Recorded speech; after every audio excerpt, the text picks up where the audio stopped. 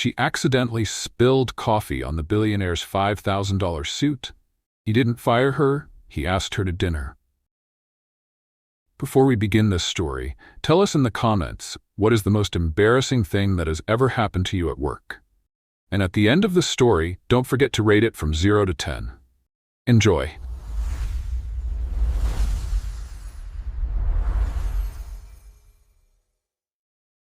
The sound of the ceramic mug shattering against the polished marble floor was the first sign of the apocalypse. The second was the geyser of hot, dark, offensively sweet coffee that erupted directly onto the front of a suit that cost more than her car. Nora Wright froze, her hand still outstretched, her brain refusing to process the scene unfolding in cinematic slow motion. The man in the suit, however, did not freeze. He looked down at the brown stain spreading across the pristine light gray fabric of his Tom Ford suit like a map of a newly discovered and very unfortunate continent. A muscle in his jaw twitched. Once. Twice. "Are you insane?" His voice wasn't a shout. It was worse.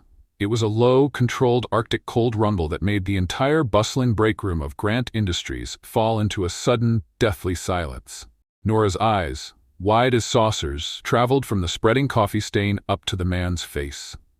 It was a very handsome face. Strong jaw, piercing blue eyes, perfectly styled dark hair. It was also the face of a man who looked like he was mentally calculating the cost of her organs on the black market. I'm so sorry," she stammered, her voice a squeak. "I tripped. The floor, it's slippery." He didn't even blink. He just continued to stare at the coffee stain as if it had personally offended his ancestors. "This suit," he said, his voice still dangerously quiet, "is worth $5,000. Nora's own blood ran cold. $5,000. That was more than 3 months of her rent. Her brain finally rebooted from its blue screen of death and switched to panic mode. "Oh my God, I can fix it," she exclaimed, grabbing a fistful of paper napkins from the counter. Before he could react, she lunged at him and started frantically dabbing at the stain. "What are you doing?" "Stop that," he barked, swatting at her hands as if she were a particularly persistent mosquito. "I'm helping," she insisted, her dabbing becoming more of a frantic scrubbing. "You have to blot, not rub. My grandma taught me. Blotting lifts the stain." "You are not blotting, you are grinding coffee grounds into Italian wool." "Get your hands off me," he growled, finally grabbing her wrists to stop her assault. The breakroom was now a silent theater of second-hand embarrassment. Everyone was staring, their faces a perfect blend of horror and morbid curiosity. It was in that moment, with her wrists in his grip and a ruined $5,000 suit between them, that Nora realized she recognized him. Not from a meeting, not from an orientation video, from the giant, intimidating portrait in the lobby. The one with the nameplate that read, "River Grant, CEO." "Oh, you've got to be kidding me," she whispered, the color draining from her face. He narrowed his eyes. "Kidding you about what? The fact that my suit now looks like a Jackson Pollock painting? Or the fact that you're still holding on to me?" She yanked her hands back as if she'd been burned. You're Mr. Grant. And you," he said, his voice dripping with ice, "are fired." The word hung in the air, sharp and final. Fired. On her first day, before she had even found out where the bathrooms were. Tears of pure, unadulterated humiliation began to sting her eyes. But I haven't even been hired yet," she sniffled, her voice cracking. "I'm an intern. My first day is technically tomorrow. I just came in today to get my ID badge." A flicker of something, confusion, amusement, crossed his face for a fraction of a second. "So you're telling me you managed to destroy my property and get yourself fired before you even officially started working here?"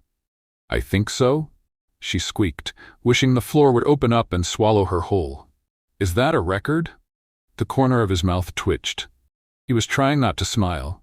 He was failing. "Possibly," he conceded, finally letting out a long-suffering sigh. He looked at the mess on his suit, then back at her tear-streaked, terrified face. "What's your name, intern?" "Nora. Nora Wright." "Well, Nora Wright," he said, his tone shifting slightly. It was still firm, but the Arctic chill had thawed by a few degrees. "Your pre-employment has been eventful." "That's one word for it," she muttered, wiping her eyes with the back of her hand, which was of course stained with coffee. He looked at her, then at the shattered mug on the floor, then at the silent, gaping audience of his employees. He ran a hand through his perfect hair, messing it up for the first time. "Everyone," he announced to the room, his voice regaining its command. "The show is over. Get back to work." The break room emptied in record time, the employees scurrying away like mice when the lights come on. Soon, it was just the two of them, standing in the wreckage of her career. "Look," Nora said, taking a shaky breath. She wasn't going to go down without a fight, even if it was a fight she had already spectacularly lost. "I know I messed up. I'm clumsy. It's a pre-existing condition. But I'm also a really hard worker. I graduated top of my class. I could organize a spreadsheet in my sleep, and I make a killer cup of coffee," ironically. He crossed his arms, leaning against the counter, and just watched her, that unreadable expression back on his face. "I'll pay for the suit," she continued, the words tumbling out of her. "I'll work for free. I'll do your dry cleaning for the rest of my life. I'll personally guard all your future suits from any and all caffeinated threats." He was definitely smiling now, though he was trying to hide it. "You'll be my personal suit bodyguard?" "Yes," she said, desperate. "I'll be the best damn suit bodyguard this company has ever seen." He was silent for a long moment, just looking at her. Nora held her breath, preparing for the final blow, the confirmation that she was indeed fired. "My office," he said finally. Her heart sank. "Right. To get my things?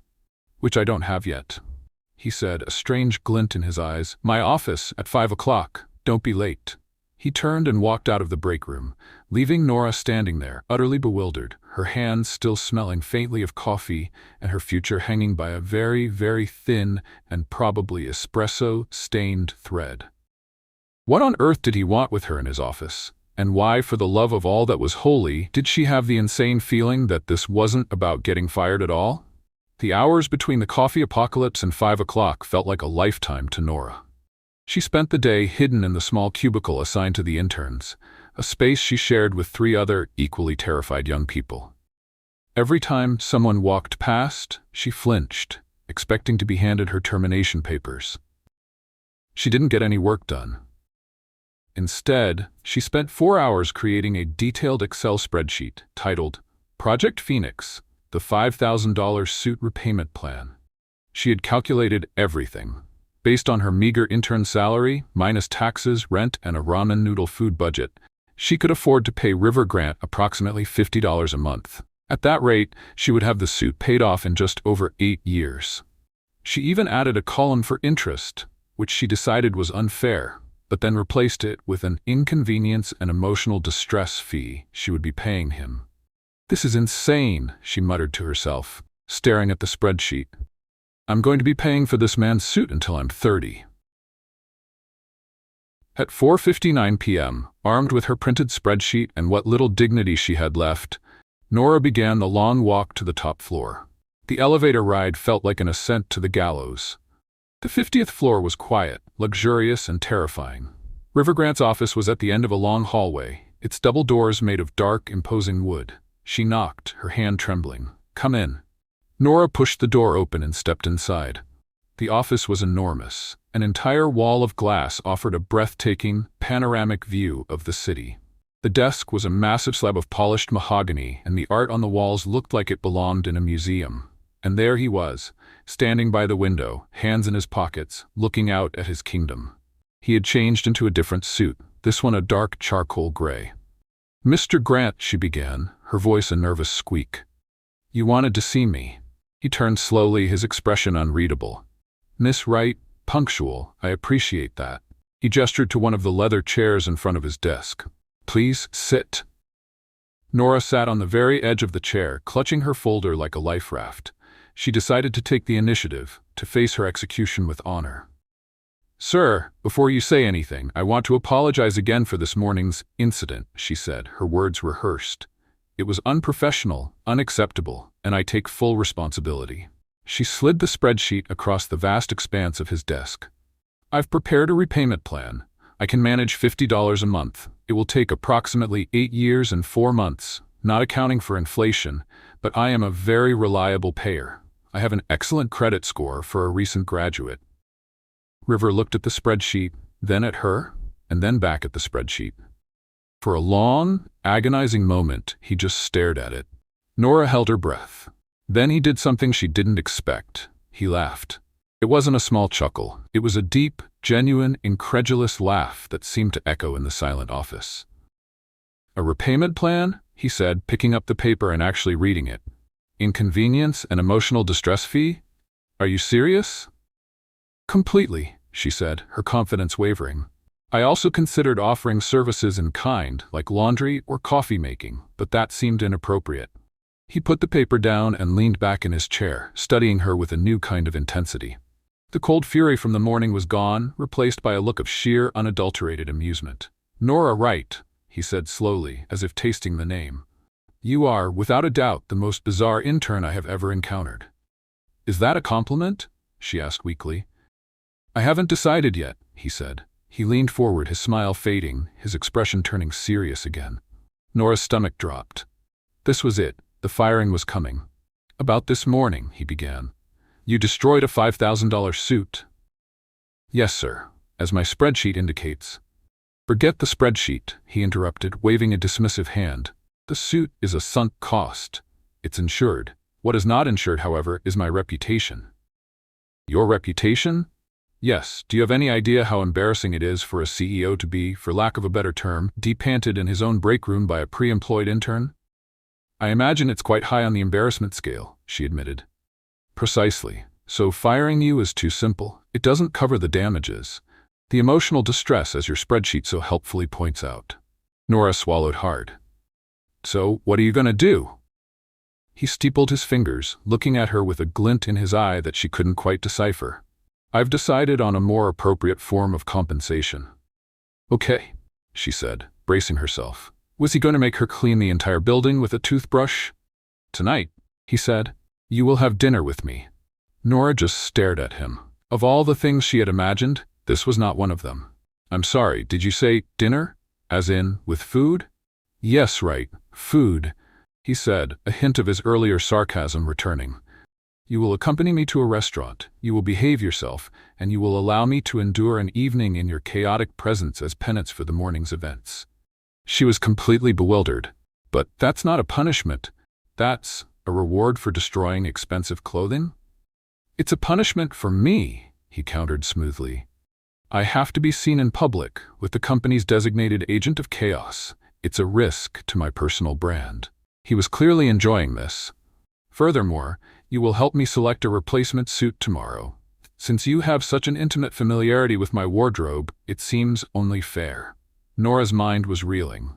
A powerful, handsome, and terrifyingly arrogant billionaire was asking her to dinner, and he was framing it as a punishment.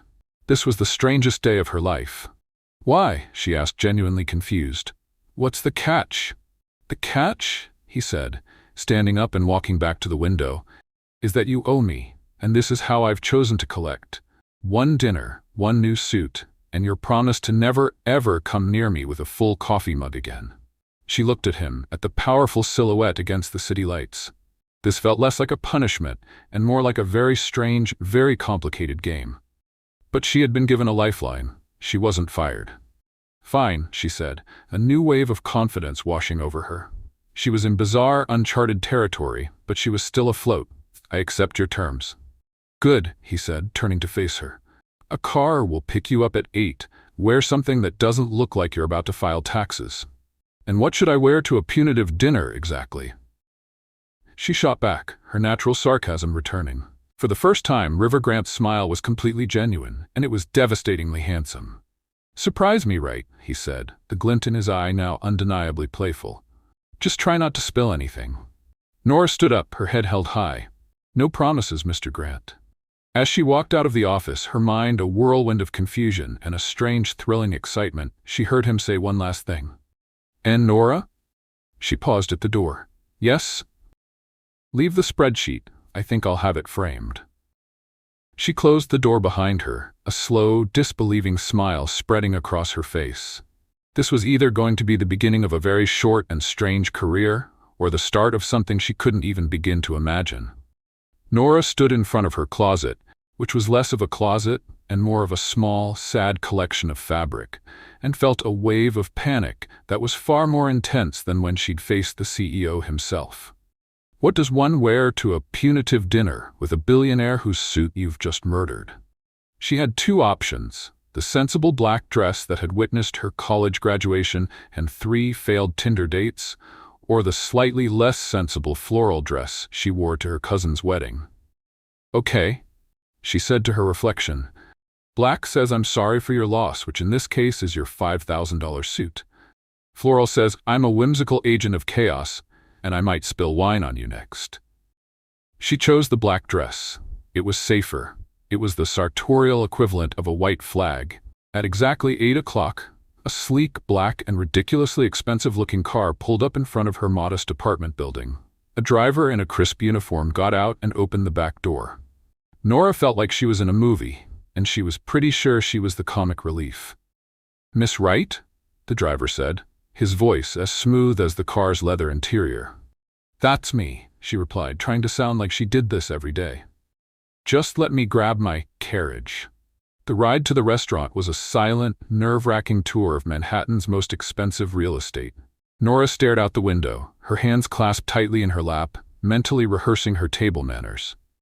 "Fork on the outside, work your way in. Don't talk with your mouth full. Don't, under any circumstances, make any sudden movements near liquids." The car stopped in front of a restaurant so exclusive it didn't even have a sign, just a discreet gold plaque with a name she couldn't pronounce. The doorman opened her door, and for a moment she was blinded by the soft, golden light and the hushed, elegant atmosphere inside.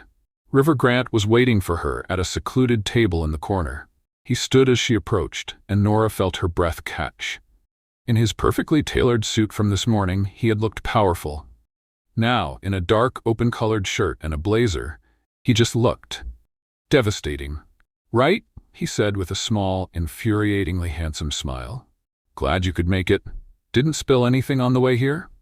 "The night is young, Mr. Grant," she shot back, sliding into the plush velvet chair. The table was a minefield of silverware. There were forks of every size and shape.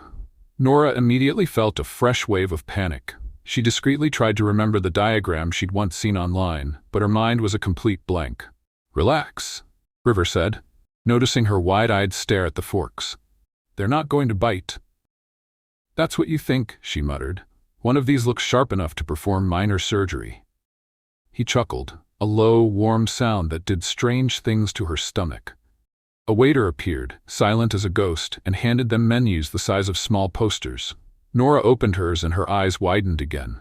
The prices weren't just high, they were astronomical. The price of a single appetizer could pay her electricity bill for 6 months. "I'll have the water," she said, closing the menu. "I'm not very hungry." River didn't even look at his menu. "We'll have the chef's tasting menu," he told the waiter. "And a bottle of the Cheval Blanc." The waiter nodded and disappeared. "The chef's what? The Cheval who?" Nora whispered, leaning across the table. "Grant, I looked up the prices online. The water here probably costs $50. The tasting menu is going to require me to sell a kidney." "Don't worry," he said, a glint of amusement in his eyes. "It's all part of your punishment. You have to endure an evening of exquisite food and fine wine." "I know, it's torture." She narrowed her eyes at him. "You're enjoying this, aren't you?" "Immensely," he admitted. The food began to arrive, course after course of dishes so beautiful Nora felt guilty eating them. And to her own surprise, the conversation started to flow. They talked about the city, about books, about the utter absurdity of a world where a single plate of food could cost so much. "So," she said, carefully using the correct tiny fork for her sea urchin mousse, "what does a man who wears $5,000 suits and drinks wine with an unpronounceable name do for fun?" He thought for a moment. "Work." "That's not fun. That's just more work." "To me, it's a game," he said, swirling his wine. "A complex chess match. I enjoy the strategy, the competition, winning." "And you always win?" "Almost always," he said, his gaze steady. "That must be boring," she said, taking a sip of water. He raised an eyebrow, intrigued. "Boring? Most people would call it successful." "If you always win, you never learn anything," she countered. "You never get surprised. Your life is just a series of predictable victories." He was silent for a moment, studying her. "And I suppose your life is full of surprises?" "Well, today, I accidentally assaulted my new boss with a coffee mug, and then got sentenced to a dinner that costs more than my student loan payments. So yes, I'd say my life is certifiably unpredictable." He laughed, and this time it was a real, unguarded laugh. "You have a point, right?" He leaned forward, his expression turning more serious. "You want to know why I work so much?" She nodded, genuinely curious. "Because it's the only thing I've ever been good at," he said, his voice a little quieter. "My father, he wasn't a man who praised effort. He only respected results.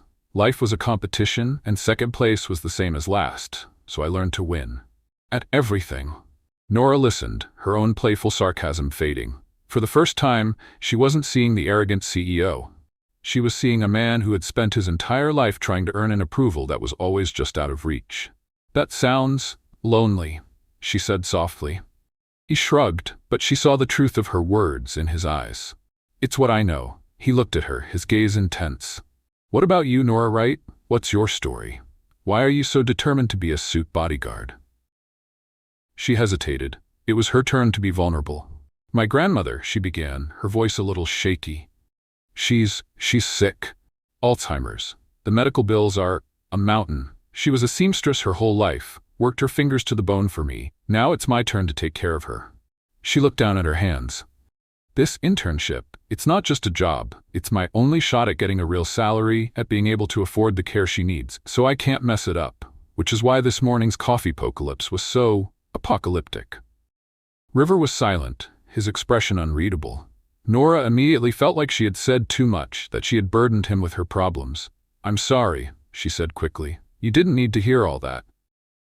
"No," he said, his voice surprisingly gentle. "I did." He looked at her, and the teasing glint was gone from his eyes, replaced by something that looked a lot like respect. "You're fighting for someone you love. That's not boring at all. That's the furthest thing from predictable." The moment was intimate, fragile. They looked at each other across the candlelit table, and for the first time there was no witty comeback, no sarcastic retort. There was just a quiet, profound understanding. Nora, feeling the intensity of the moment, reached for her wineglass, her hand a little shaky. "Well," she said, trying to lighten the mood. "To unpredictable lives, then." She raised her glass. He raised his. But as she moved to clink his glass, her nervous hand jittered. The rim of her glass clipped his, and a perfect crimson arc of red wine flew through the air, landing in a spectacular splash right in the middle of his crisp white shirt. Silence. Nora froze, her eyes wide with horror. She had done it again. It was the coffee apocalypse, part 2, now in a fine wine edition. "Oh my God," she whispered, her face a mask of pure terror. "I am so sorry. I'm a menace to society. I should be kept away from all forms of liquid and expensive fabrics." She waited for the explosion, the cold fury, the quiet, deadly dismissal. She waited for him to stand up and end the disastrous dinner. Instead, River Grant looked down at the red stain on his shirt, then looked up at her horrified face, and he started to laugh. It wasn't a condescending laugh or a sarcastic chuckle. It was a loud, deep, and utterly unrestrained laugh that made heads turn at other tables. He laughed until tears came to his eyes. "Right?" he said, still chuckling and shaking his head. "You are, without a single doubt, a natural disaster in a black dress." Nora just stared at him, bewildered. He wasn't mad. He was laughing, and his laugh was the most wonderful sound she had ever heard. "I really am sorry," she said, a small, disbelieving smile starting to form on her own lips. "I know," he said, wiping a tear of laughter from his eye. He picked up his napkin, and instead of cleaning his shirt, he reached across the table and gently dabbed a tiny drop of wine from her cheek. "But I have to admit," he said, his voice now a low, intimate murmur, his eyes sparkling, "I don't think I've had this much fun in years." The ride home was quiet, but it was a different kind of quiet. A comfortable, warm silence filled with the echo of shared laughter. Nora kept replaying the moment in her head. The spilled wine, her panic, and his unexpected, wonderful laugh. When the car stopped in front of her building, the driver opened her door, but she didn't get out right away. She turned to River. "Thank you for dinner," she said sincerely. "And for not firing me. Twice." He smiled, his face illuminated by the soft glow of the car's interior lights. "Don't thank me yet. You still have to help me pick out a new suit tomorrow." "Right. The second part of my punishment, she said, a playful tone returning to her voice. Exactly. 10 a.m., I'll have a car pick you up. Try not to bring any beverages with you. I make no promises, she retorted, a genuine smile on her face. I wouldn't expect you to, he said, his gaze lingering on her for a moment longer than necessary. Good night, Nora.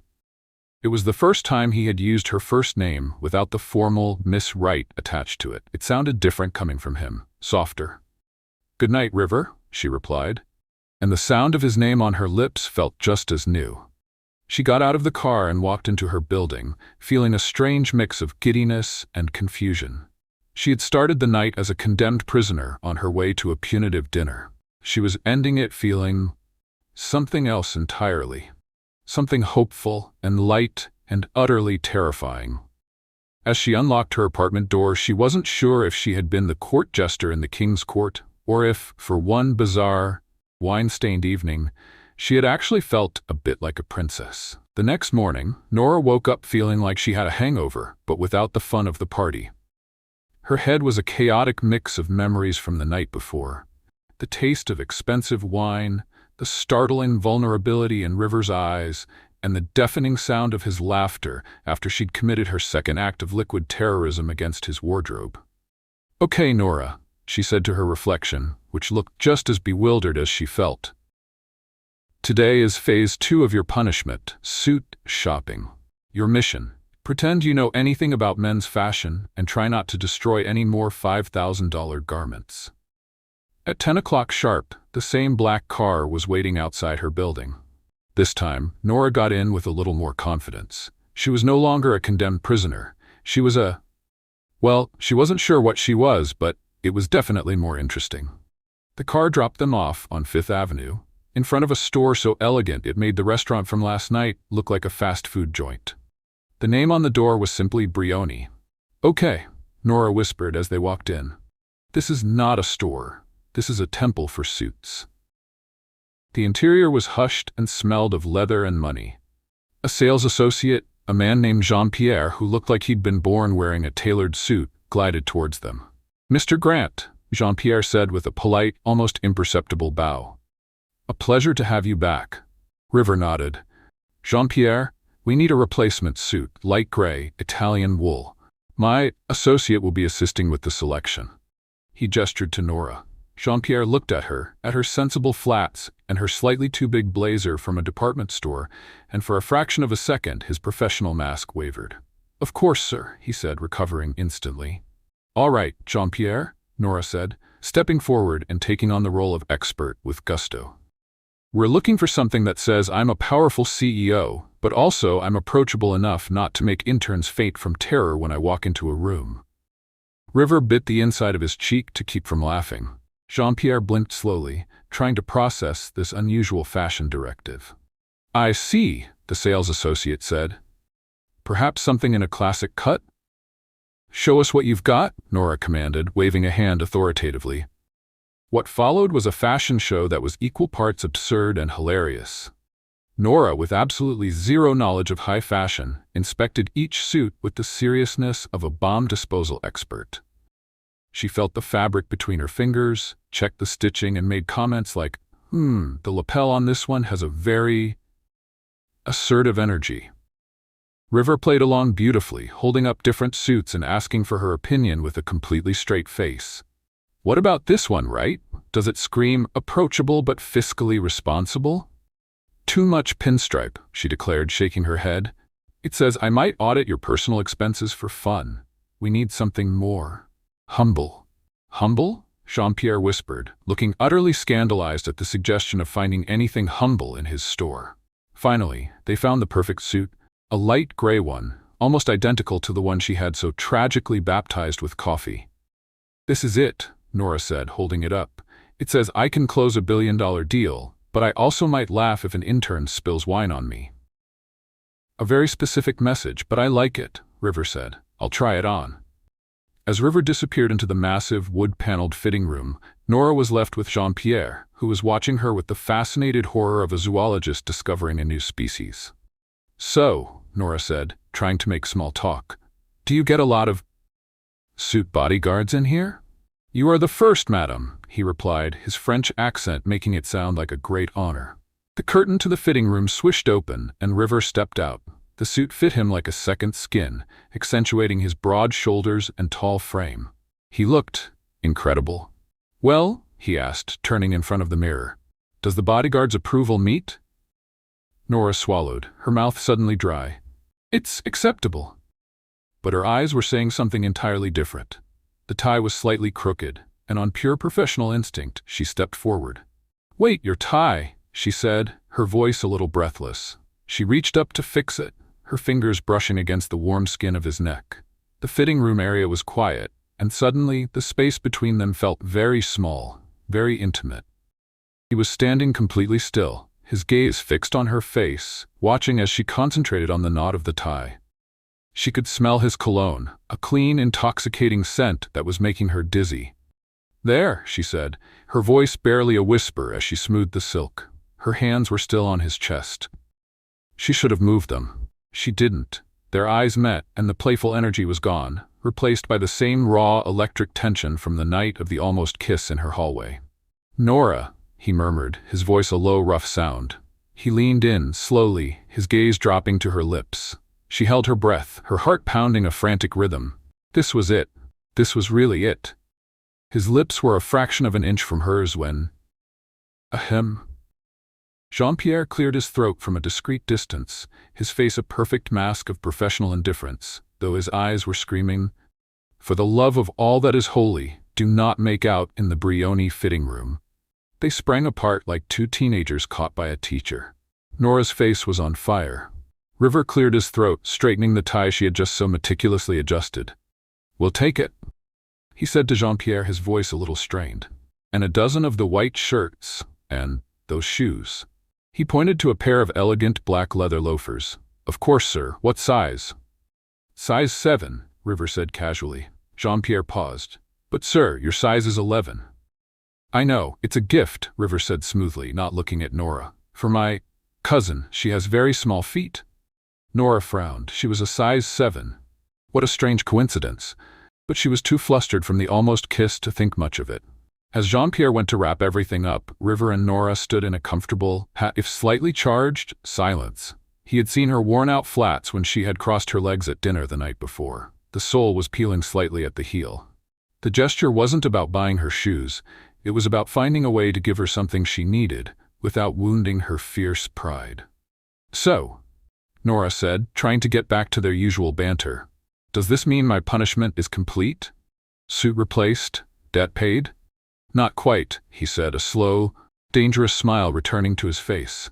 "There's still the matter of the emotional distress. I think that will require at least a few more dinners."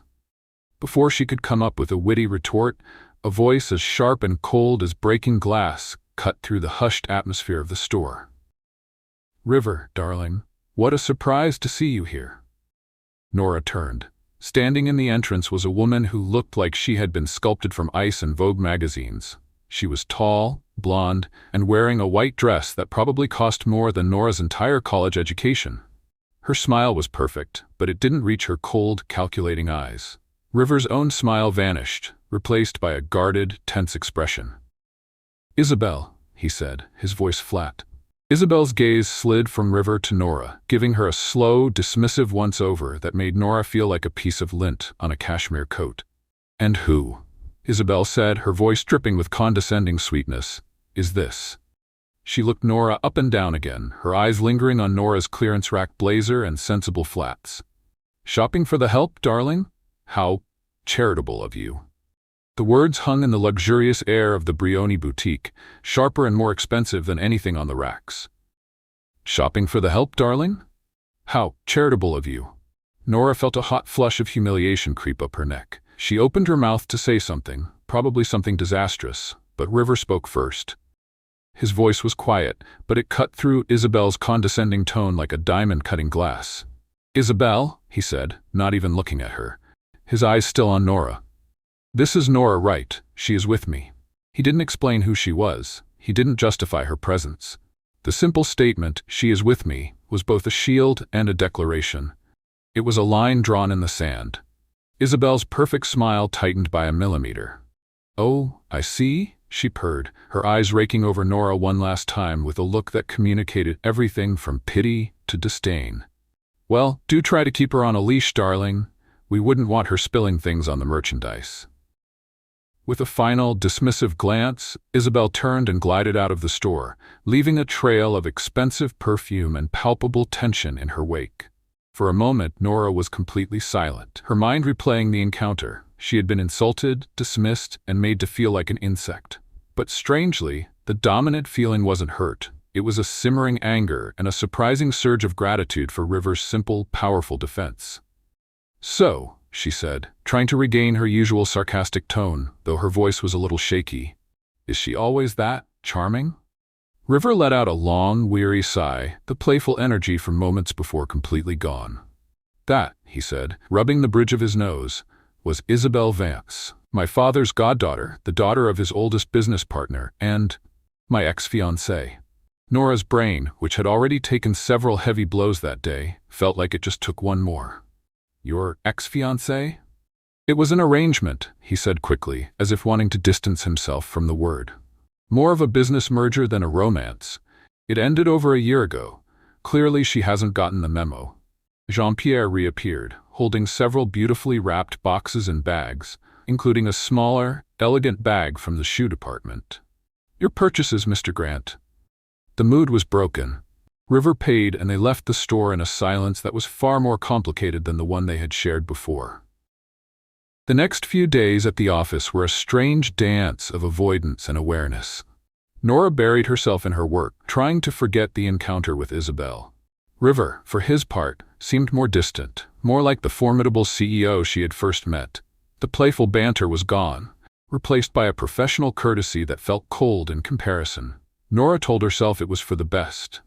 What could possibly happen between a billionaire CEO and his clumsy intern, especially one who came with an ice queen of an ex-fiancée? On Thursday, an email landed in her inbox.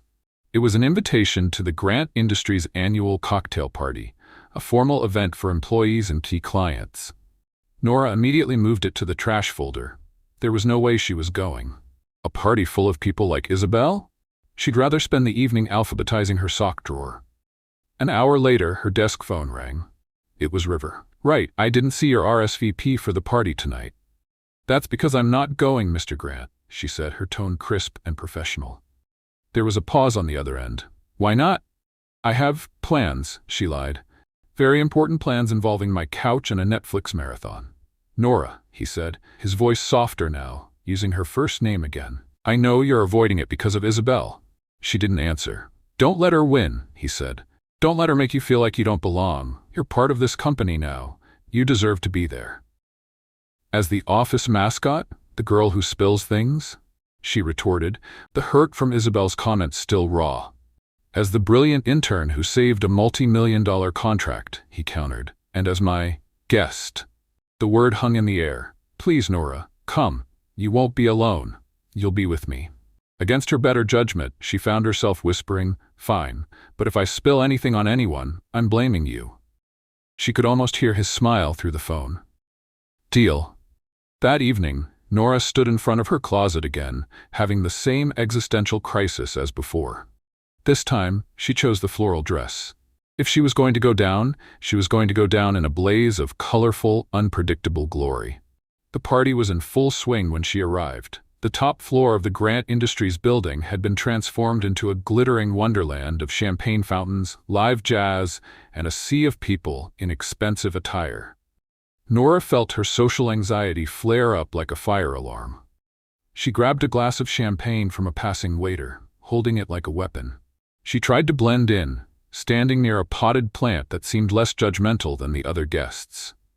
She watched as River moved through the crowd, the perfect host, shaking hands, smiling his CEO smile. He looked like he belonged there. She felt like she had crashed the wrong party. After 10 minutes of hiding, she was about to make a run for it when a familiar, cold voice spoke from behind her. "Well, well. Look what the cat dragged in. The charity case." Nora turned. Isabel was standing there, a cruel smirk on her face, looking even more perfect than she had in the store. "I'm surprised to see you here," Isabel continued, her voice a low, venomous purr. "I thought after our little chat you would have had the good sense to disappear. But I guess people like you are desperate for a taste of the good life, no matter how many scraps you have to beg for." Nora felt a surge of anger, but she remembered River's words. Don't let her win. She took a slow sip of her champagne, met Isabel's gaze, and gave her a small, sweet smile. "And I'm surprised to see you here," Nora replied, her voice steady. "I thought ex-fiancés were usually removed from the guest list. I guess River is just more forgiving than most." Isabel's smirk faltered. "Don't get cocky, little girl. You're a temporary amusement, a flavor of the month. He'll get tired of you, just like he gets tired of all his little projects." "Is that what you were?" Nora asked, her voice filled with a feigned, innocent curiosity. "A project? That must have been difficult for you." Isabel's eyes flashed with fury. "You think you're clever, don't you? But you don't know the world you're trying to step into. You're a clumsy, no-name intern in a cheap dress. You will never, ever belong here." "Maybe," Nora said with a shrug, her smile never wavering. "But I'd rather be a clumsy intern in a cheap dress who is happy than a miserable woman in an expensive one who has to put others down to feel good about herself." She took another sip of her champagne. It must be a very limited and, frankly, very boring way to see the world. Before Isabel could unleash the verbal tirade that was clearly brewing, River appeared at Nora's side. He hadn't heard the whole conversation, but he saw the fury on Isabel's face and the defiant strength on Nora's. He didn't address his ex-fiancée. He didn't even look at her. He simply turned to Nora and offered his arm. "Nora," he said, his voice a calm, solid anchor in the storm. "I was just looking for you. There's someone on the terrace I'd like you to meet." It was a clear public dismissal of Isabel. He was choosing Nora. In front of everyone. Nora took his arm, and together they walked away, leaving Isabel standing there, her face a mask of cold, impotent rage. They didn't stop at the terrace. They kept walking, through the party, past the curious glances and whispers, until they reached the elevator. "I'm sorry," he said as the doors closed, separating them from the noise of the party. "You shouldn't have had to deal with that." "It's okay," Nora said, though she was still trembling slightly. "I think I held my own." "You did more than that," he said, looking at her with an expression of pure, unadulterated admiration. "You were magnificent." He didn't take her back to the party. Instead, he took her to a place she hadn't expected, the quiet, empty break room where their entire chaotic story had begun. "A bit of a step down from the party," he said with a wry smile. "I prefer it," she admitted. "Less champagne fountains, more reality." They stood in a comfortable silence for a moment. "Nora," he said finally, "I have something for you." He reached into the inner pocket of his jacket and pulled out the elegant, slim bag from Brioni. He handed it to her. Confused, she opened it. Inside was a shoebox. She lifted the lid and her breath caught. Nestled in tissue paper were the beautiful black leather loafers he had pointed to in the store. Her size. "But you said they were for your cousin," she said, looking up at him, her heart starting to do a frantic, hopeful dance. "I don't have a cousin with size 7 feet, he said, his voice soft. He looked down, almost shy. I saw your shoes the other night at dinner. I noticed they were worn out, and I wanted to get you a new pair, but I knew you'd never accept them if I just offered." He finally looked her in the eyes, and she saw a vulnerability she had never seen before. "I didn't want to embarrass you. I didn't want to make you feel like a charity case, like Isabel tried to, so I pretended they were a mistake. It was the only way I could think of to give you something you deserved without hurting your pride." Nora stared at the shoes, then at him, and she felt tears welling up in her eyes. It wasn't about the shoes. It wasn't about the price. It was about the thoughtfulness, the care, the fact that he had seen her, truly seen her, her worn-out shoes, her fierce pride, and he had found a way to honor both. "River," she whispered, her voice choked with emotion. "It was a stupid plan, I know," he said quickly. "But—" She didn't let him finish. She stood on her tiptoes, wrapped her arms around his neck, and hugged him, burying her face in his shoulder. "It was the kindest, most thoughtful plan anyone has ever come up with," she said, her voice muffled by his jacket. He wrapped his arms around her, holding her close. They stood like that for a long moment, in the quiet of the break room, the place where she had literally turned his world upside down. "You see me?" she whispered, not letting go. "Even when I'm a clumsy mess, you actually see me." "Always, Nora," he murmured into her hair, his voice thick with an emotion he could no longer hide. "From the very first moment. You're the only person I've seen clearly in a very, very long time." They stood there in the quiet break room, wrapped in an embrace that felt both brand new and long overdue. Nora could feel the steady beat of River's heart against her cheek, a rhythm that was surprisingly calming. She was holding on to the man who had, in the span of a few chaotic days, gone from her personal tormentor to her unexpected protector. "River," she whispered into his jacket, her voice muffled. He murmured back, his arms still holding her securely. She pulled back just enough to look up at him, her eyes shining with unshed tears of gratitude. "Those shoes, it was the nicest thing anyone's ever done for me." "It was just a pair of shoes, Nora," he said, but the sincerity in his eyes told a different story. "No," she insisted, shaking her head. "It wasn't. It was you seeing me, my stupid pride and my worn-out shoes. You saw both, and you respected both." He looked at her, at the raw, open honesty on her face, and he felt that carefully constructed wall around his own heart finally crumble to dust. He had spent his life surrounded by people who saw what they could get from him. Nora was the first person who seemed to see what was actually inside him. "I see you, Nora Wright," he said, his voice a low, rough murmur. "I think you're the only thing I've seen clearly in years." He slowly raised a hand, his fingers gently brushing a stray strand of hair from her face. His touch was warm, hesitant, and it sent a shiver down her spine. The air between them crackled with the same electric tension from the fitting room, but this time there was no Jean-Pierre to interrupt. There was no party, no crowd. There was only them. He leaned in slowly, his gaze searching hers, asking a silent question. And this time, she didn't hesitate. She didn't think about the fact that he was her boss, or that he was a billionaire, or that his ex-fiancée was a she-devil in couture. She just knew that in that moment, she wanted to be closer to him than she had ever wanted anything. She met him halfway. Their lips touched, and it was a revelation. It wasn't a frantic, clumsy kiss like the one she'd imagined might happen in the elevator. It was soft and tender and full of all the unspoken words that had been building between them. It tasted of champagne and coffee and the quiet, breathtaking relief of finally finding something real. He deepened the kiss, one hand moving from her cheek to the small of her back, pulling her closer until there was no space left between them. Nora's arms, which had been clutching the shoebox, let it fall to the floor with a soft thud as she wrapped them around his neck, her fingers tangling in his soft hair. It was a kiss that sealed every joke, every argument, every shared laugh. It was a kiss that said, "I see you, and I'm not running away." When they finally pulled apart, breathless, they just rested their foreheads together, the fluorescent lights of the break room suddenly feeling as romantic as a starry sky. "Wow," Nora whispered, her eyes still closed. "Yeah," he breathed back. "Wow." He pulled back slightly, a slow, wonderful smile spreading across his face. "So," he said, his voice still a little shaky, "does this mean my punishment is over?" She opened her eyes, a playful, mischievous glint returning. "Not even close, Grant," she said, her own smile matching his. "I think it's just getting started." The next few days at Grant Industries were different. The office grapevine, already buzzing from the party, went into overdrive. Whispers followed Nora down the hallways, but they were no longer about her being clumsy. They were about her being with River. She and River hadn't defined what they were.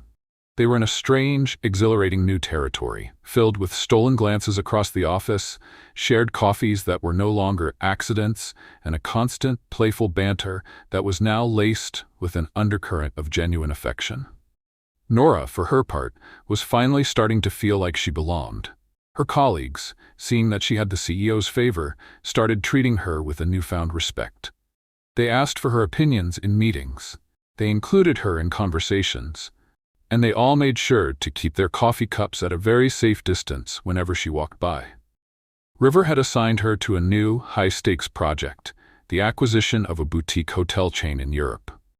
It was a complex deal, and Nora threw herself into it, determined to prove that his faith in her wasn't misplaced. She spent her days buried in financial models and legal documents. Her sharp mind, the one that graduated top of her class, finally getting the workout it craved. But Isabel Vance had not forgotten her public humiliation, and she was not the type to forgive. The first sign of trouble came a week later. River was in a meeting with his father, the formidable patriarch of the Grant family, when Isabel's name came up. "I had a call from Isabel this morning," Mr. Grant Sr. said, his tone disapproving. She was concerned. "Concerned about what?" River asked, his guard immediately going up. "About this new intern you've taken such a shine to," his father said, peering at him over his glasses. "Isabel seems to think you're letting a personal dalliance cloud your professional judgment. She mentioned a rather embarrassing scene at the company party." "Isabel is a bitter ex-fiancée," River said dismissively. "Nora is a brilliant employee. Brilliant enough to be put on the Montclair acquisition? A $2 billion deal? She's an intern, River. It's inappropriate." "She's the one who found the critical flaw in the last contract," River countered. "She's more than capable." "See that she is," his father warned. "Because if this deal goes south because of your distraction, the board will not be pleased." The pressure was on. The Montclair deal was not just another acquisition. It was River's passion project. And now, Nora was in the middle of it. The sabotage was subtle, a masterpiece of corporate malice. It came in the form of a single, corrupted data file. The file contained the financial projections for the Montclair hotel chain, the very core of the deal's valuation. When Nora opened it, everything looked normal. But when she started running the numbers for her presentation to the board, nothing added up. The profit margins were inexplicably low, the debt-to-income ratio was alarmingly high, and the projected 5-year growth was almost flat. "This can't be right," she muttered, running the calculations again and again. Each time, the result was the same. The deal was a financial disaster. Panic began to set in. The presentation was in 2 days. If she went to the board with these numbers, they would kill the deal instantly. And she, the intern who had been given this huge responsibility, would be blamed. She worked late into the night, alone in the quiet office, trying to find the error. She checked every formula, every data point, every assumption. But the model was technically perfect. There was no mistake. The numbers were just wrong. At midnight, utterly defeated, she packed up her things. As she walked through the deserted hallways, she felt the weight of the world on her shoulders. Isabel's words echoed in her mind. "You will never, ever belong here." Maybe she was right. The next morning, she walked into River's office, her face pale with exhaustion and dread. "There's a problem with the Montclair projections," she said, her voice flat. She laid the printouts on his desk. "According to these numbers, the deal is a catastrophe. We'd be buying a sinking ship." River looked at the reports, a deep frown forming on his face. He ran the numbers himself, his own expression growing more and more concerned. "This makes no sense. I've seen their internal books. The company is profitable. These numbers are lies." "But they're coming from our own model," Nora said, her voice filled with despair. "I've checked everything. There's no error in the formulas." "Then the error is in the data itself," he said, his eyes narrowing. He looked at Nora, at the panic and self-doubt on her face. He remembered his father's warning, Isabel's threats. This wasn't an accident. This was an attack. He could have taken her off the project. He could have handed it over to a senior analyst to fix. It would have been the safe, logical CEO thing to do. But he didn't. He walked around his desk and stood beside her, his presence a solid, reassuring anchor. "Okay," he said, his voice calm and firm. "So we have a liar in our data. Let's find them. Together." Nora looked up at him, surprised by his unwavering faith in her. He wasn't blaming her. He was partnering with her. "How?" she asked. "You said it yourself," he said, a small, determined smile on his face. "You're the one who graduated top of your class. You're the one who sees things other people miss." He tapped the corrupted report. "I want you to tear this data apart, Nora. Don't look for a mistake. Look for the lie. Look for the fingerprint of the person who put it there." A new fire ignited in Nora's eyes, replacing the despair. She wasn't just a clumsy intern anymore. She was a detective on a mission, and she wasn't alone. "Give me until the end of the day," she said, her voice now filled with a steely resolve. "I'll find it." They spent the entire day locked in his office, a team of 2 against an invisible enemy. River ordered in food and handled all incoming calls, creating a protective bubble so Nora could focus. She worked with a silent, ferocious intensity that he had never seen before. She wasn't just running numbers, she was interrogating them, looking for the one tiny inconsistency, the one digital footprint that would give the saboteur away. Hours passed. The sun began to set, casting long shadows across the office. Finally, at just after 7 p.m., she leaned back in her chair. "Got it," she said, her voice tired but triumphant. "What is it?" he asked, leaning over her shoulder, his arm brushing against hers. "It's not in the numbers," she said, pointing to a single line of code in the metadata of the file. "It's in the timestamp. Look." She showed him the file's properties. It had been last modified at 2:03 a.m. the previous night. "So, someone was working late," he said. "No," she said, a grim smile on her face. "The file was accessed remotely from a computer outside our network." She started typing furiously, her fingers flying across the keyboard. "And the IP address? It's a temporary anonymous one.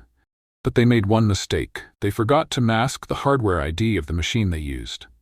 Nora's fingers flew across the keyboard, bypassing the security mask. A registration window flickered on the screen, and amidst the lines of code, a name shone, clear and undeniable. Isabel Vance. A sharp gasp escaped Nora's lips. "It was her," she whispered, her voice a mixture of triumph and horror. "It was her, the whole time."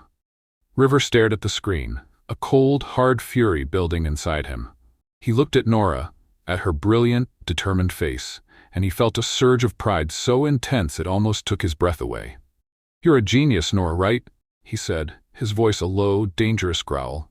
"No," she said, looking up at him, a triumphant fire in her eyes. "I'm just the intern you hired, and I think it's time we showed your ex-fiancée what happens when she messes with the help." River stared at the name on the screen, Isabel Vance, and felt a cold, calculated fury settle over him.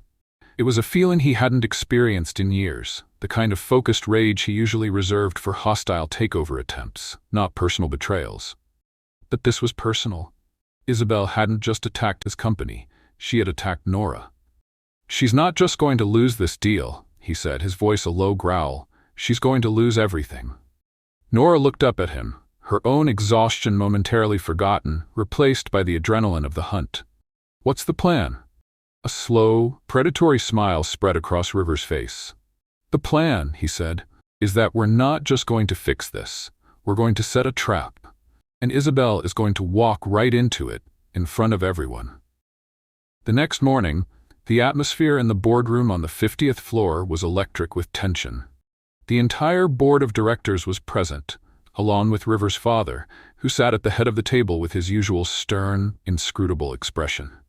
And there, sitting confidently among the other board members, was Isabel Vance, looking pristine in a cream-colored suit, a picture of corporate elegance. She offered Nora a tiny, condescending smile as she walked in behind River, a smile that said, "You're about to be publicly executed."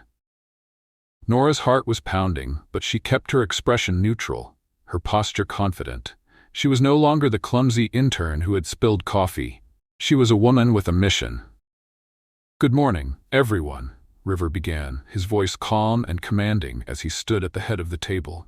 "As you know, we are here for the final review of the Montclair acquisition. I've had our lead analyst on this project, Nora Wright, run the final projections." He gave Nora a subtle, encouraging nod.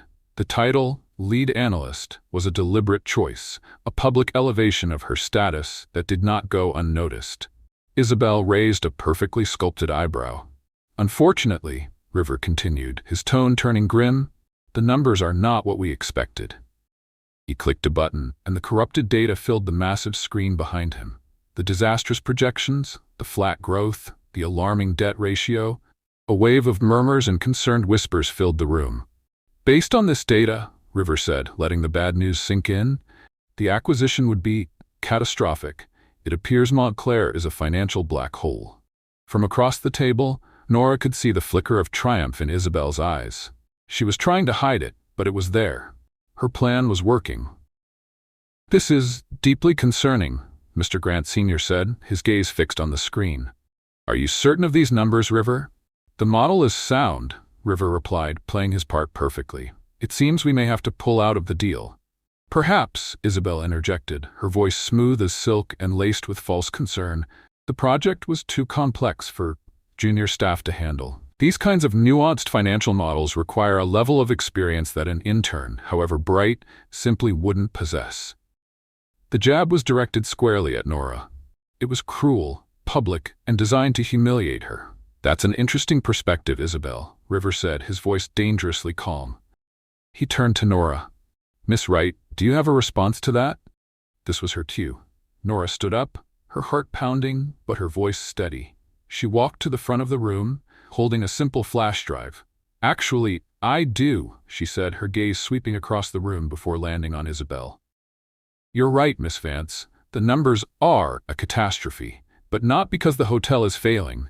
It's because this data, she gestured to the screen, is a complete fabrication. The room went silent. Isabel's polite smile froze on her face. A fabrication? River's father asked, his eyes narrowing. Yes, sir, Nora said, plugging the flash drive into the laptop. Think of it like this. You have a perfect recipe for a cake. All the right ingredients, the right instructions. But overnight, someone sneaks into the kitchen and swaps the sugar for salt. She looked around the room. The recipe is still perfect. The instructions are still correct. But when you bake the cake, the result is a disaster. That's what happened here. Someone didn't make a mistake. Someone deliberately poisoned our data. She clicked a button and a new screen appeared, showing the file's metadata. The data file was accessed remotely at 2:03 a.m. 2 nights ago from a computer outside our secure network, Nora explained, her voice clear and confident. The access point was masked, but the saboteur made a mistake. A very small, very arrogant mistake. Isabel was no longer smiling. Her face was a mask of stone. They forgot to mask the hardware ID of their machine, Nora continued, her voice gaining strength. Every computer has a unique fingerprint, a digital signature that can't be easily faked. And when we trace that signature... She clicked one last time, and her own screen filled with the undeniable proof. Nora's voice rang out clear and steady as she read the name aloud. The hardware ID is registered to a laptop owned by Isabel Vance. A collective gasp went through the room. Every eye turned to Isabel, whose face had gone from pale to ashen. This is absurd. Isabel stammered, her voice losing its silky composure. My laptop was stolen. My network was hacked. This intern is framing me. Are you suggesting, Nora asked, her voice now dripping with the same icy tone River had used on her that first day, that a clumsy, no-name intern managed to hack into your personal laptop, steal your hardware ID, plant it in a corrupted file and frame you, all while you, a seasoned executive, had no idea? She tilted her head. That doesn't sound very competent, does it, Miss Vance? The room was so quiet you could hear a pin drop. Isabel was trapped, caught in a web of her own making, publicly dismantled by the very person she had tried to destroy. Mr. Grant Sr. stood up, his face a thundercloud of fury. He didn't look at his son. He looked at Isabel. Isabel, he said, his voice a low, dangerous rumble. You are a disgrace to your family and to this board. You will tender your resignation immediately. And if I ever see your face in this building again, I will personally see to it that you never work in this city again. He turned to his security chief, who was standing by the door. Escort Miss Vance from the premises. Now. Isabel stood, her body trembling with a mixture of rage and humiliation. She shot Nora a look of pure, unadulterated hatred, before being led out of the room, her high-stakes corporate career ending not with a bang, but with the quiet, humiliating click of the boardroom door closing behind her. The moment she was gone, a wave of relief and excited chatter filled the room. River's father turned to Nora, his stern expression replaced by one of profound respect. Young lady, he said, his voice booming, that was the most impressive piece of analytical work I have seen in 20 years. You have a very bright future at this company. Nora blushed, completely overwhelmed. Thank you, sir. River stood beside her, placing a proud, steadying hand on her shoulder. Now that we have the correct data, he said to the board, I believe we have a deal to approve. An hour later, Nora and River were back in his office. The door closed, the city lights beginning to twinkle outside. The adrenaline from the meeting was finally starting to fade, replaced by a giddy, triumphant exhaustion. The cake was poisoned with salt. River said, shaking his head with an amused smile. Where do you come up with this stuff? Grandma's book of metaphors for corporate warfare, she said, collapsing into one of the leather chairs. It's a very niche genre. He laughed, a real joyful sound that filled the room. He walked over to the chair, not sitting in his own, but crouching in front of hers. You were breathtaking in there, Nora, he said, his voice now serious, his eyes full of an emotion that made her heart flutter. You didn't just save the deal, you saved me. We saved each other, she whispered. We're a team. Yes, he said, his voice dropping.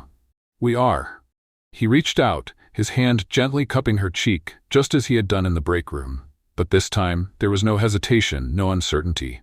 I am so incredibly proud of you, he murmured, and then he kissed her. It wasn't a soft, tender kiss like the one before. It was a kiss of victory, of relief, of a partnership forged in battle. It was passionate and deep, and it left Nora breathless. When they finally pulled apart, he rested his forehead against hers.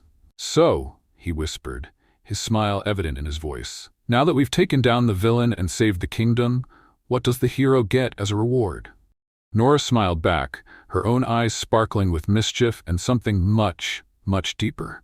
I think, she said, her voice a playful murmur, the hero gets another punitive dinner.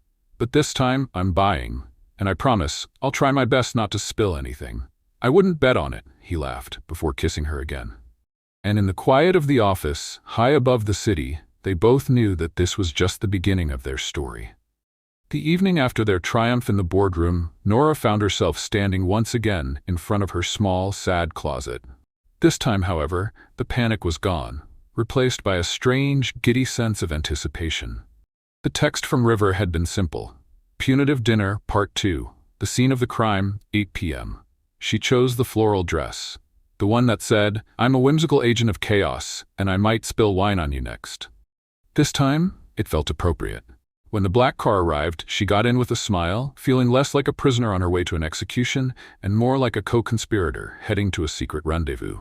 The restaurant was the same, the lighting just as golden, the atmosphere just as hushed. But as she walked in, everything felt different. It no longer felt intimidating. It felt familiar. River was waiting at the same table. He stood as she approached, and the smile that lit up his face was genuine, warm, and completely unguarded. Right, he said, his voice a low, happy murmur. Grant, she replied, sliding into the chair. Back for more punishment, I see. I'm beginning to think I enjoy it, he said, his eyes sparkling. The waiter, the same silent ghost from before, appeared at their table. The usual, Mr. Grant? The usual, River confirmed. The chef's tasting menu and a bottle of Cheval Blanc? Nora asked, raising an eyebrow. Living dangerously, are we? Considering my track record with red wine. I've come prepared, he said. He reached down and pulled a small, elegant white bib from a bag, the kind you'd see at a lobster shack. He unfolded it and held it up. It was embroidered with a single, elegant monogram. I had it custom-made this afternoon, just in case. Nora stared at the bib, then at his completely serious face, and she burst out laughing. A loud, unrestrained, and utterly joyful laugh that turned heads at every other table. You are absolutely, certifiably insane, she said, wiping a tear of laughter from her eye. And you, he said, his smile softening as he watched her, are the reason why. The dinner was a blur of delicious food and easy, sparkling conversation. They didn't talk about work, or Isabel, or $5,000 suits. They talked about their childhoods, their favorite movies, their most embarrassing moments. He told her about the time he, as a 10-year-old, tried to build a rocket in his backyard using soda bottles and accidentally launched it through the neighbor's kitchen window. She told him about the time she entered a school spelling bee and, in a moment of panic, spelled success with 4 S's. 4? He asked, choking on his wine. I was nervous, she defended, laughing. It's a high-pressure word. With every story, every shared laugh, the last remaining walls between them crumbled. He wasn't the formidable CEO anymore, and she wasn't the clumsy intern. They were just River and Nora, 2 people who had found in each other's chaos a strange and wonderful kind of peace. As the dessert course was cleared, the mood shifted. The playful banter softened into a comfortable, intimate silence. Nora, River began, his voice suddenly serious. He reached across the table and took her hand. I've been thinking about your repayment plan. Oh God, not the spreadsheet again, she groaned. No, not the spreadsheet, he said, a small nervous smile on his face. I've been thinking that your terms are insufficient. 8 years and 4 months is too long. I'd like to propose a new arrangement. She looked at him, her heart starting to beat a little faster. A new arrangement? Yes, he said, his grip on her hand tightening. I was thinking of something more permanent, a lifetime contract. Before she could process what that meant, he stood up, walked around the table, and knelt down on one knee beside her chair. The hushed restaurant went completely silent. Nora's breath caught in her throat. He pulled a small velvet box from his pocket. It wasn't a flashy, ostentatious box. It was simple, classic. Nora Wright, he began, his voice a little shaky, but his eyes clear and full of an emotion that made her own eyes well up. My life, before you, was like that suit I was wearing. Perfectly tailored, meticulously organized, and completely gray. It was a life of predictable victories, just like you said.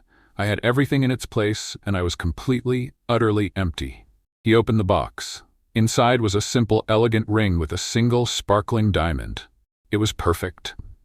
And then you came along, he continued, his voice thick with emotion. You spilled coffee on my perfect world. You brought chaos and color and laughter. You are a natural disaster in a black dress, and you are the most brilliant, brave, and beautiful woman I have ever met. You didn't just save my company, Nora. You saved me from a life of silent, gray perfection. He took a deep breath. I don't want to go back to that life. I want a life of spilled coffee and ruined suits and spelling success with 4 S's. I want your chaos, Nora. I want your laughter. I want your heart.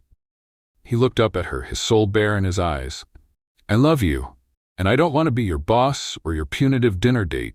I want to be your husband. So, Nora Wright, my brilliant, clumsy, wonderful suit bodyguard, will you marry me? Tears were streaming down her face, but she was smiling, a wide, radiant smile that lit up the entire restaurant. She didn't say yes right away. She leaned down, her hands cupping his face. Only, she whispered, her voice choked with happy tears, if you promise to let me handle all future liquid-related emergencies. Deal, he breathed, a look of pure, unadulterated joy on his face. Then yes, River Grant, she said, her voice finally clear and strong. 1,000 times yes. He slid the ring onto her finger, and it was a perfect fit. He stood, and in the middle of the most exclusive restaurant in New York, surrounded by the soft, spontaneous applause of strangers, he pulled her into a kiss that was a promise of a lifetime of happy, chaotic, and perfectly imperfect moments. The wedding was not a grand society affair. It took place on a sunny afternoon in a small, beautiful botanical garden, attended only by close friends, family, and a few colleagues who had become like family. Nora wore a simple, elegant white dress, and on her feet were a pair of stunning but very comfortable white leather loafers. River looked at her as she walked down the aisle, and the look in his eyes was one of pure, unadulterated worship. Their vows were unconventional and perfectly them.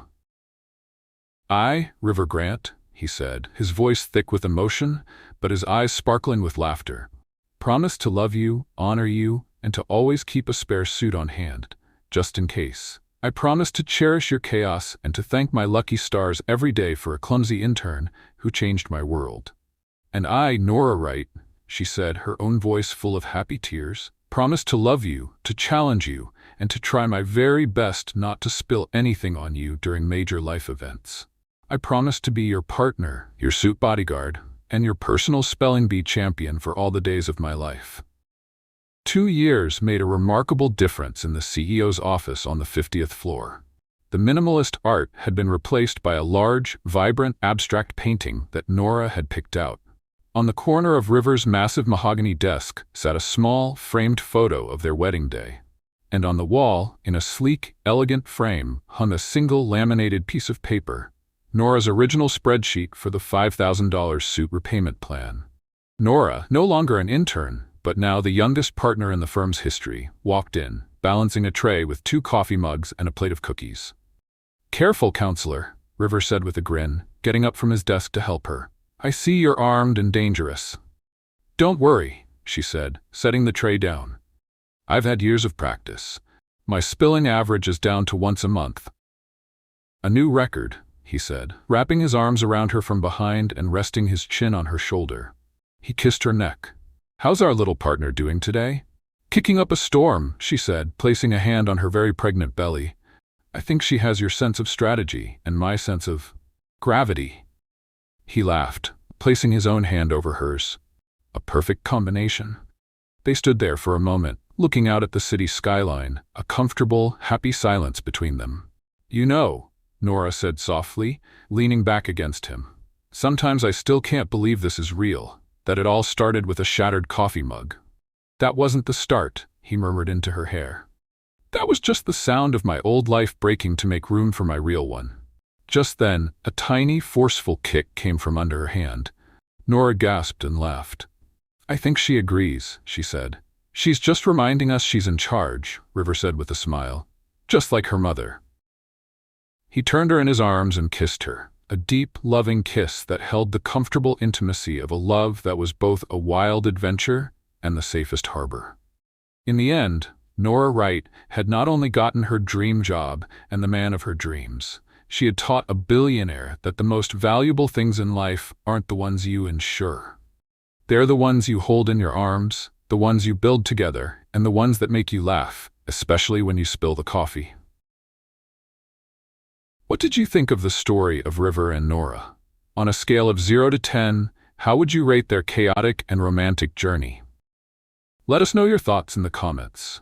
And for everyone who has stayed with us until the very end, who believes that sometimes the best things in life start with a beautiful mess, please comment "Happy Accident."